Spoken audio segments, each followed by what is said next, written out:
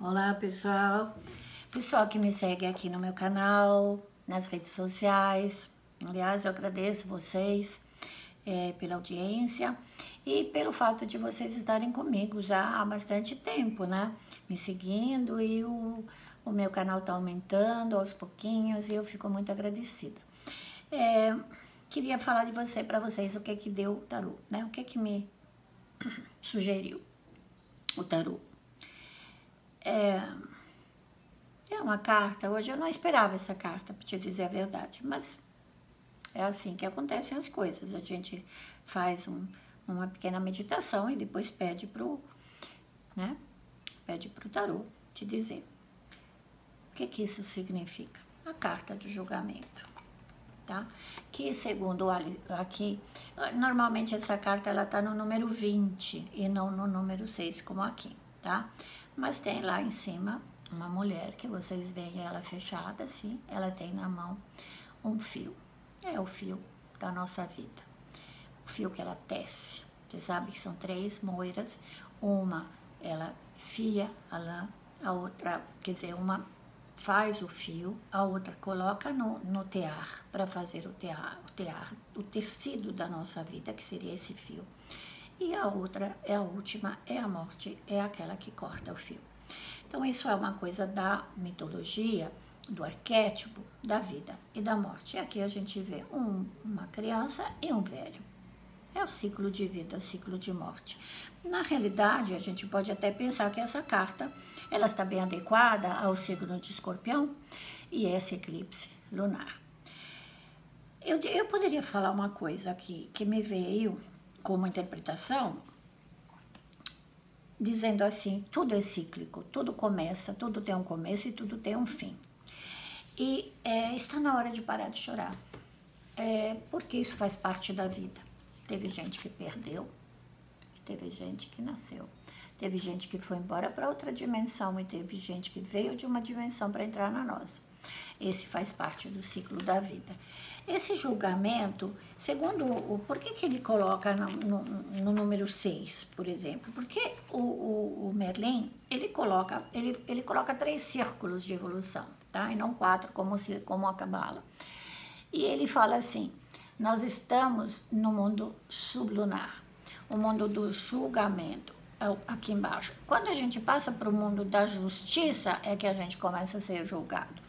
Mas não julgado pelos homens, julgado pelo STF da vida de cada um ou de cada país.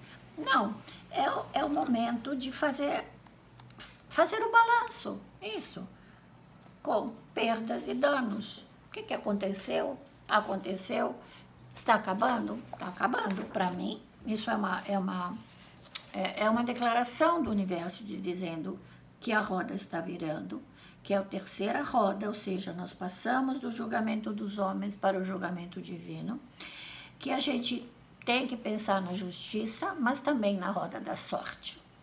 Então, na consciência, nós temos que pensar em que a gente está subindo numa terceira espiral, estamos saindo da parte simplesmente das perdas materiais ou das perdas emocionais que fariam parte da segunda roda para ir lá em cima, olhar para o campo espiritual. Quais são os atributos desse arcano? Eles falam que tem uma relação com Saturno e com Netuno. Netuno, na realidade, é um símbolo muito controverso, porque ele fala da espiritualidade, ele fala da fé. E a Saturno, nós sabemos que ele é o senhor do karma. É uma fusão entre a sabedoria e a compreensão, ou a sabedoria e o conhecimento. O limite entre o mundo material e o mundo estelar. A Grande Mãe, fala da Grande Mãe, tá? Ele chama de matrona do zodíaco, talvez é essa senhora que está aí vendada, que a gente não vê. E você sabe, e você vê, né? Quando a gente está aqui, eu vou te mostrar de novo o arcano. Aqui, quando a gente desenha essa amêndoa, é o símbolo da vulva feminina, né? símbolo da vagina pelo qual nascem as crianças. Então, é um símbolo de vida, não é um símbolo de morte. Ela está tecendo, ela não está cortando, né? Quem corta, na realidade, é a morte, né? É a outra moira. Uma palavra-chave para compreender: compreensão, sabedoria, julgamento final. Se a gente compreendeu, é uma mudança para aperfeiçoamento. Aí você vai dizer, mas teve gente que perdeu muitas pessoas da vida, morreram muitas pessoas dentro da vida. Mas a vida continua, nascem crianças todos os dias. E não só crianças, filhotes de animais. Ou seja, a vida continua, né? A visão dessa deusa pode ser também a Ariadne, né? Vocês lembram da Ariadne? Aquela que deu o fio para o... quem é que entrou lá no labirinto? O Ícaro, né? É o Ícaro que entrou no labirinto lá para lutar contra o Minotauro. Ver se eu não me engano aqui. Então, a mesma coisa, a gente estava meio perdido, andando para cima, para baixo, tentando resolver nossos assuntos, a vida estava interrompida, deixamos de fazer aquilo que a gente queria, ficamos presos dentro desse labirinto, rondando para cima, para baixo, muitas pessoas se desesperando por causa disso, e com medo do Minotauro que vinha comer as donzelas, né, as mulheres, lá na lenda grega, né, na mitologia grega. Mas, na realidade, se nós conseguirmos compreender que a saída daquele labirinto depende do nosso conhecimento e de nossa sabedoria, ou seja, pegar o fio de Ariadne, a gente não vai sucumbir a esse momento tão difícil e a esse julgamento. Uma outra coisa... É uma situação sempre que depende da posição, claro, das outras cartas. Então, aí eu falo do julgamento também coletivo e fala dos ancestrais também, né? Dos mortos que nós deixamos, né? Aqui no Brasil se fala muito pouco dos mortos das guerras, né? Das grandes guerras anteriores, Primeira Guerra Mundial, Segunda Guerra Mundial, mas eu que sou nasci na Itália, eu sinto muito isso. Os franceses, né, os europeus sentem muito ainda, está muito presente, mas sabem que no pós-guerra a vida recomeçou, as crianças recomeçaram a nascer, as pessoas começaram a se amar, e a vida recomeçou e floresceu. Fizemos erros e agora a gente tem que consertar esses erros, tá? A carta que veio depois, bom, deixa eu ver se tem mais alguma coisa que eu quero falar para vocês. Então, esse fala do coletivo e também fala, assim, de se juntar a outros, ou seja, que você não está sozinho nesse momento de grande virada. Para mim, isso é muito bom. Agarre o fio de Ariadne, né, para sair do labirinto. Essa, para mim, é a mensagem mais importante que me vem dessa carta. Então, para mim, ela não é negativa. Terminou um ciclo. Agarra essas ocasiões, as ocasiões que vêm para você, que vai chegar logo com o ano novo, várias coisas novas. Não fique impressionado, às vezes, com só as notícias negativas. E o outro que veio é o rei. Olha, o rei de ouro. Olha que lindinho que ele é. Sentado num trono, então ele está sentado num trono de madeira. Ele tem também na mão o símbolo de uma roda, né? Que seria a roda das estações do ano, das 4 estações. E aqui ele aparece estar no inverno, ele tem pouco pão, ou seja, ele passou um período de carestia, né? De pouco dinheiro, de dificuldade. Esse bichinho que está aqui, que me parece Ai, como é que ele chama aquele bichinho que eles fazem até os chapéus lá no Canadá, faziam chapéus com aquele rabo que desce, aquele chapéu, bom, vou me lembrar, mas é um bichinho que ele hiberna no inverno, ou seja, ele está dentro de uma caverna praticamente, e ele fala assim, bom, se você tem pouco para comer, você vê que tem pouquinha grama aqui, o pãozinho está na metade, aqui quase não tem galhos de árvore e tudo. Então, faça um pouco de sacrifício. Se você fez o sacrifício, a grama vai começar.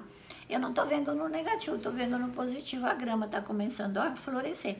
Você sabe que na Itália, os primeiros sinais assim de primavera, por exemplo, chegando, né? A gente fala, tem uma florzinha que se chama buca-neve.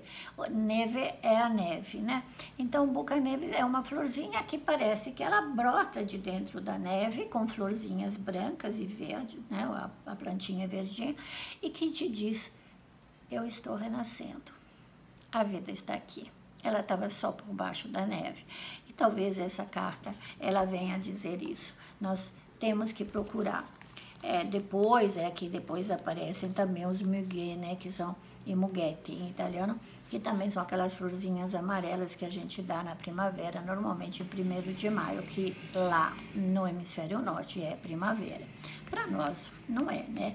Mas a gente tem também essas heranças de conhecimentos que são provenientes, né, do hemisfério norte. Então, esse símbolo que estava aqui na mão do rei, né, aqui, esse símbolo aqui, é o símbolo das estações do ano, né? Então, estamos aqui na primavera, que é um clima instável, eu fiquei resfriadinha, veio um vento gelado, então um dia tá frio, um dia tá quente, um dia você acha que já tá chegando o verão e outro dia você tá botando o cobertor na cama que você já tinha guardado no armário. Mas isso faz parte, é uma transição.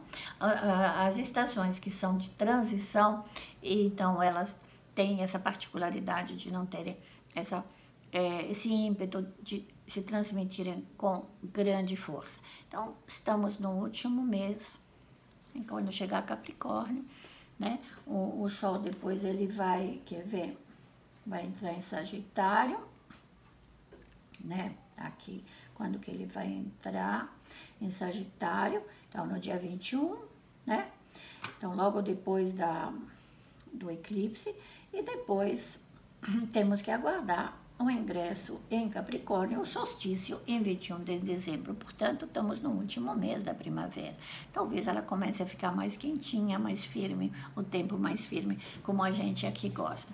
Então, rei, né? Rei de terra, símbolo de ouro, tá? Símbolo de conquistas materiais, né? Ele fala das bestas, né? Ele tem um chifre que parece aquele justamente dos outros animais que ele colocou nas cartas, nos arcanos menores. E sempre o rei, ele é o símbolo da conquista, de quem conquistou a terra. Então é assim que nós temos. Ficou pacientemente esperando o retorno do tempo bom, né? Ele fala que normalmente o rei, deixa eu ver aqui, tá? Porque ele coloca uma roda e o rei, ele tem sempre significado do terceiro mês de uma estação, né? Cada estação tem 3 meses.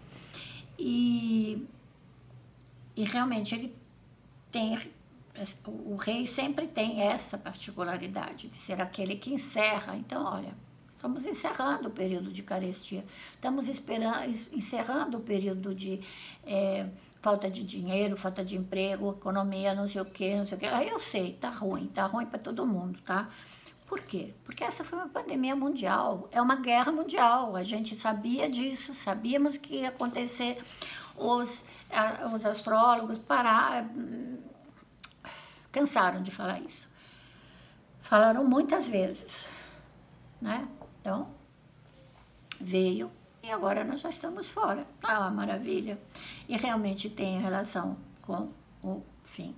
Novembro, dezembro e janeiro, que são os meses que vai mudar a estação, né? Vamos lá, guardar. Você fez economia, comeu um pedacinho de pão e guardou para o dia seguinte? Você foi econômico? Você prestou atenção na mudança das estações, nas oportunidades que apareceram? Vem aí coisa boa no céu, tá? Se prepare, tá bom? Então, esse é meu recado. Um abraço, uma boa semana. Vou fazer um videozinho sobre o 15 de novembro. Me espere amanhã, tá? Se der, de repente, eu faço até uma live. Tchau, uma boa semana. Namastê.